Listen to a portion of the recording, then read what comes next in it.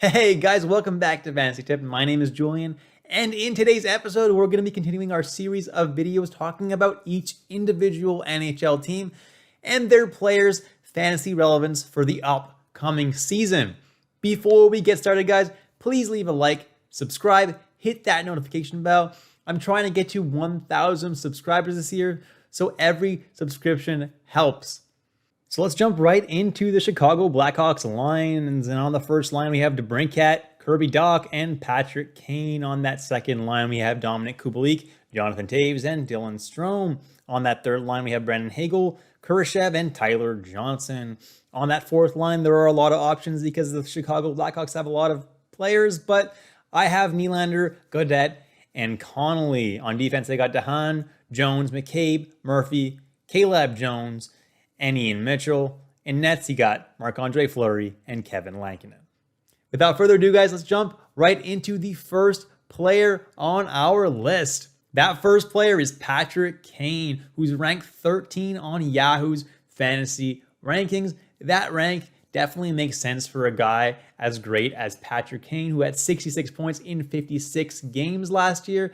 And he should probably get a similar point per game value this year. His shooting percentage should go up, but he should definitely get less assists considering that DeBrincat's shooting percentage was through the roof.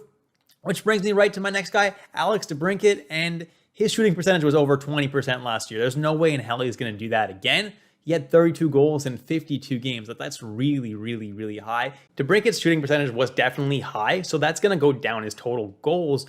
But at the same time, Patrick Kane's, like I mentioned before, was low, so that's kind of going to balance out, and DeBrincat can definitely still be at a point per game pace. Next is Marc-Andre Fleury, ranked 50th on Yahoo's list, and that ranking makes a lot of sense to me. He's the number 8 ranked goalie according to Yahoo. And he had great numbers last year, right? In 36 games, he had 26 wins, 6 shutouts. He was the best goalie last year, and he won the Vezina Trophy. So obviously, he was fantastic, but he's moving to a new team. Chicago traded for him for literally nothing, which is insane in my opinion. I think Fleury will see 2/3 of the games this year because I think Chicago wants to make a push at the Cup again this year. I don't think they're talented enough for that, but I think they're going to do that with the acquisition of Marc-Andre Fleury. I don't think Fleury's numbers will be as exceptional as they were last year, but I still think they're going to be pretty good with Chicago. I don't mind drafting him around number 50. Next on the list is Seth Jones, ranked 77th overall, and he had a lousy season last year with only 28 points in a full 56 games. And to me, that he wasn't really played properly on Columbus. He didn't get a lot of top power play time. Werenski seemed to get a good amount of the top power play time. But what I liked about Seth Jones last year is that he did shoot the puck a lot and he did hit a lot. So in those bangers leagues and leagues where shots on goal count, which is pretty much all of them, he's pretty decently valuable. The nice thing about him being on Chicago this year is Chicago is definitely a better team than Columbus. His plus minus should improve.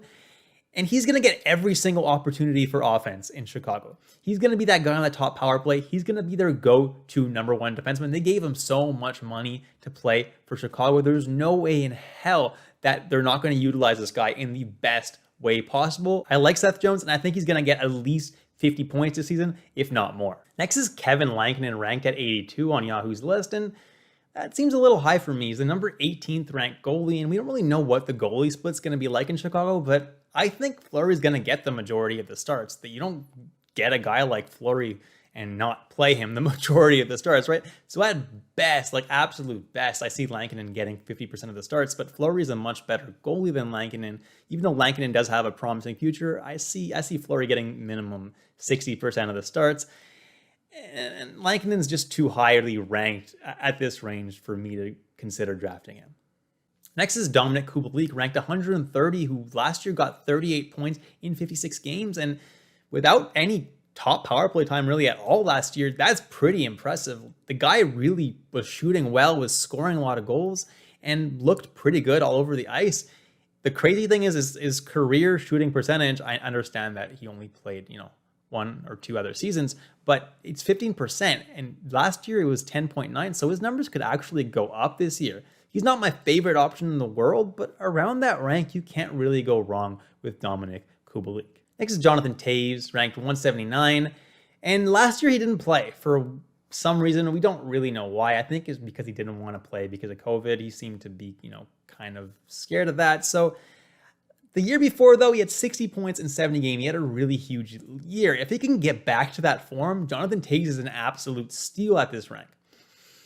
The thing is, if he can get back to that form, I would bank on yes. I think Jonathan Toews can. It may take him a couple of weeks to really get into it, but I think Jonathan Toews, drafting him at this range is not the worst idea in the world.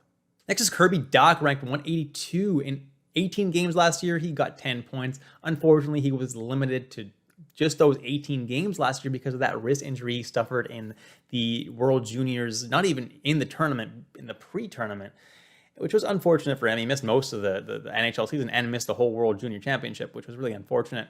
But, he's a great player. He's going to get top-line time with Patrick Kane and DeBrincat in all likelihood. Top power play, too. I see Kirby Dach having a breakout season this year. Next is Dylan Strome, ranked 278, and last year he had such an opportunity to really show how good he can be, and he just stank it up. He was basically the only centerman on his team at the beginning of the year last year, and pretty much the entire season. Last year, there was no Jonathan Toews. There was no Kirby Dach for pretty much the entire season.